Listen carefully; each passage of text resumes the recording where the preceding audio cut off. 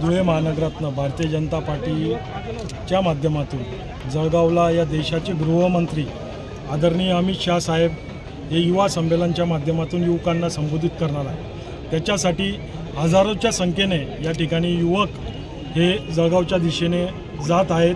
जवळपास 7 buses luxuries आणि 200 4 wheeler असा मोठा ताफा या ठिकाणी आम्ही सर्वजण जळगावला आदरणीय अमित शाह साहेब यांच्या सभेसाठी रवाना होता। तो नाही एका ठिकाणी इतक्या गाड्या जमा होऊ शकत नाही। त्याच्यामुळे धुळे शहरातील भारतीय जनता पार्टीच्या माध्यमातून विविध ठिकठिकाणाहून त्या ठिकाणी गाड्या निघत आहेत। जवळपास पूर्ण शहरातून 700 ते 800 गाड्या या आदरणीय अमित शाह साहेब यांच्या सभेसाठी युवा संमेलनासाठी या धुळे शहरातून रवाना होतात।